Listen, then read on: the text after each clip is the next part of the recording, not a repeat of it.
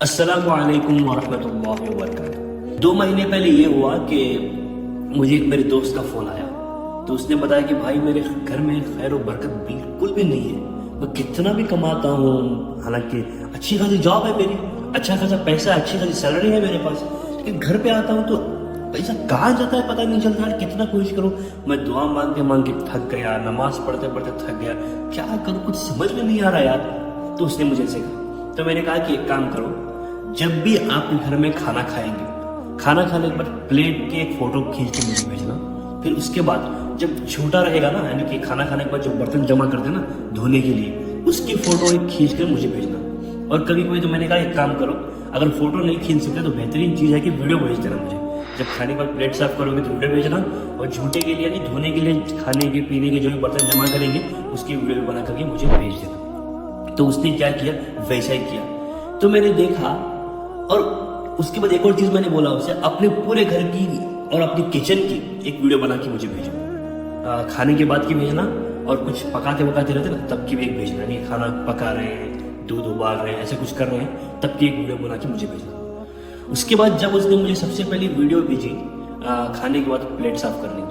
جب میں نے ویڈیو دیکھا اور میرے دوست نے بھی دیکھا، میرے بھائی نے بھی دیکھا، وہ تو ویڈیو دیکھنے کے بعد اس پہ برتن میں اتنے دانے موجود تھے رزق کے، اتنا کھانا موجود تھا، اور سارے اس کے بیوی کے، بچوں کے، اس کے ماں کے، اس کے باپ کے، ماشاءاللہ بڑی فیملی ہے اس کی، سارے کے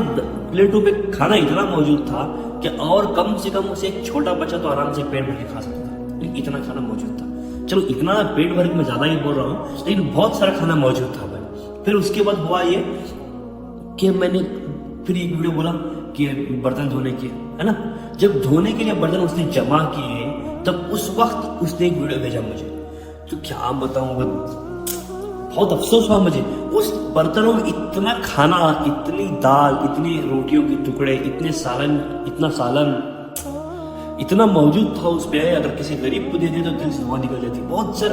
کچھ موجود تھا۔ چلو یہ بھی زیادہ بول دیا سمجھو، میں غریب کو دعا نکل جاتی، لیکن اتنا تو پکا موجود تھا کہ بہت زیادہ موجود تھا، کہہ سکتے ہو آپ اسے، ایک عام سے زیادہ موجود تھا۔ اور دسترخوان کا ویڈیو بنا کے میں نے بھیجنے کے لیے کہا، جہاں کھانے کے لیے بیٹھتے، کھانے کے بعد جیسے ہی کھانا کھائیں گے، کھانا کھا کے اٹھیں گے، تب کا میں نے ویڈیو بنا کے بھیجنے کے لیے کہا تھا۔ جب اس نے ویڈیو بنا کے بھیجا نا تو کیا بولوں یار، اتنا دسترخوان پہ اتنے کھانے کے دانے، اتنی روٹیوں کے ٹکڑے، اتنے سالن کے بوند، کتنا گرا ہوا تھا اس کو۔ اور میں نے پھر یہ بات کہی تھی اس سے کہ کھانا پکاتے وقت چولہے کا ویڈیو بنا کے بھیجو، کچن کا، پیاز کاٹنے کے بعد آدھی پیاز وہی سڑ رہی ہے، ٹماٹر آدھا ڈالنے کے بعد تھوڑا ٹماٹر ویسے ہی سڑ رہا ہے، کچھ کیا بتاؤں یار، بتانے میں بہت افسوس ہو رہا ہے مجھے۔ ایسا سمجھ لو اتنا کہ بہت سارا اناج ویسے ہی خراب ہو رہا تھا، گیس کے کٹے پہ پڑا۔ اور میں نے کہا کہ فریج کا ویڈیو بنا کے بھیجو، جب فریج کا ویڈیو دیکھا نا، کھوپرا اس نے ناریل پھوڑا سالن ڈالنے کے لیے، جب کھوپرا بچ گیا تو فریج میں رکھ دیا، وہ کھوپرا فریج میں پڑے وہی خراب ہو کے سڑ جا رہا ہے، کئی چیزیں اس میں خراب ہو کے سڑ جائیں، کئی فروٹ خراب ہو کے سڑ جا رہے ہیں۔ فریج کے بازو میں تھوڑی جگہ تھی، وہاں پر کئی خراب ہوئے ہیں فروٹ پڑے ہوئے ہیں، تھوڑے ایسے کچے ٹماٹر، پیاز پڑی ہوئی ہے۔ اتنا ہی نہیں، دودھ ابال رہے ہیں گیس پہ تو دودھ ابل کے نیچے گر جا رہا ہے گیس پہ، کیا بتاؤں میں اللہ۔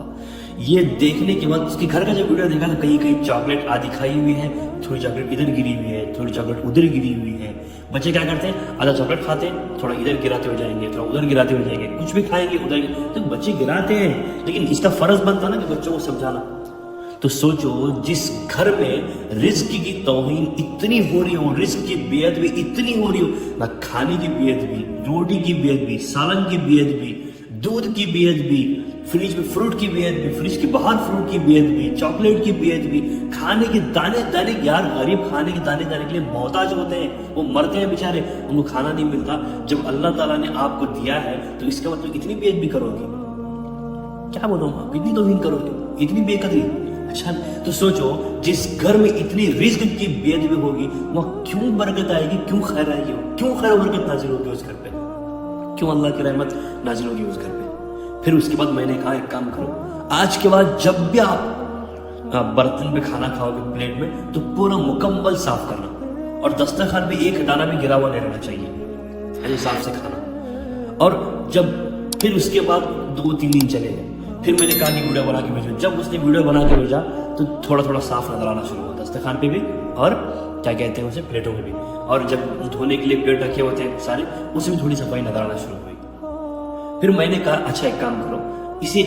और ज्यादा साफ कर दिखाओ। मैंने समझाया था उसे क्योंकि तेरे घर में रिस्क की इतनी बेअदबी हो रही है, इतनी बेअदबी हो रही है, क्या कहूँगा। फिर मैंने कहा था कि तुझे मैं एक अमल बताता हूँ, मैं तुझे जो अमल बताऊंगा किसी हालत में तुझे वो अमल छोड़ना नहीं है, लगभग 40 दिन तक। अगर 40 दिन से पहले वो अमल तूने छोड़ दिया तो याद रख तेरा नुकसान है, कभी भी खैर बरकत तेरे घर में नाजिल नहीं होगी। इसलिए तुझे कभी भी वो अमल छोड़ना नहीं है, इतना याद रख। तो उसने मेरी बात को फॉलो किया। मैंने कहा कि रोजाना तुझे वीडियो बना के भेजा होगा जब तू खाना खाएगा, दस्तरखान का, धोने के बर्तनों का, किचन का, और रोजाना तुझे सफाई करनी होगी किचन की, और बर्तन को साफ सफाई करके खाना होगा, दस्तरखान को साफ सफाई रखनी होगी दस्तरखान पर, और दूध उबलने से रोकना होगा, फ्रिज में भी साफ सफाई, जगह जगह घर की साफ सफाई आपको करनी होगी। जब बच्चे चॉकलेट इधर उधर खा के गिराएंगे, बच्चों को समझाना पड़ेगा तुझे कि कोई गिराए बिना खाओ, अगर गिर गया तो फौरन उठाना पड़ेगा तुझे। तो मैंने समझा था 1 दिन गया, 2 दिन गए, 10 दिन, 20, 30 दिन चले गए। उसके बाद उसके घर में प्लेटों पे एक दाना तो छोड़िए, एक दाने का नाम निशान नहीं दिख रहा था। फिर इतना ही नहीं, और उसके बाद उसके दस्तरखान पे भी बहुत कुछ छोटी मोटी चीजें छोड़कर जो हम खुद निकाल के फेंकते हैं, नहीं दस्तरखान पे फेंकते, वो छोड़ के जो रिस्क का दाना था एक भी नजर नहीं आता। और प्लेट जब धोने के लिए रखा था उसने, क्या कहूँ मैं, इतने साफ थे माशाल्लाह, ऐसे ही पानी उठा के दाल देंगे तो पाक साफ हो जाएंगे, इतने साफ करके रखे थे। और दूध उबलना बंद हो गया था, गैस किचन साफ सुथरा था, फ्रिज भी साफ सुथरा था, कोई फ्रूट बड़े बड़े सड़ नहीं रहे थे, खा ले रहे थे उसे, और जो चीज इस्तेमाल करने की खोपरा नारियल वो भी इस्तेमाल हो रही थी। घर भी पाक साफ था। और इतना ही नहीं, घर में चॉकलेट वगैरह बच्चे खाते, कुछ भी खाते तो नीचे गिरा नहीं रहे थे, गिरा रहे थे फौरन उठाया जा रहा था। जब 40 दिन के बाद मैं उसे मिला, मिल के पूछा अब क्या हाल है, तो उसने कहा कि मैं जो जॉब कर रहा था तकरीबन मेरी 60,000 सैलरी है, मुझे पता ही नहीं चलता वो 60,000 कहाँ जाते थे। लेकिन 1 महीने की ये जो मेरी तनख्वाह है ना, 1 महीने की, ना मेरे घर में कोई बीमार पड़ा, ना मेरे घर में कोई बला परेशानी आई, ना ही मेरे घर में कोई ऐसा चीज हुई कि ये खत्म हुआ वो खत्म हुआ, ऐसा कोई प्रॉब्लम ही नहीं हुआ मेरे साथ। अल्हम्दुलिल्लाह मुझे इतनी खुशी हुई कि पहली बार इतने साल से मैंने जॉब किया, आज पहली बार ऐसा लगा मुझे कि आज ही मैं जॉब पे गया हूँ, आज ही मुझे सैलरी मिली है, आज मुझे ऐसा पहली मर्तबा लगा। तो याद रखो, जिस घर में रिस्क की बेअदबी होगी, जिस घर में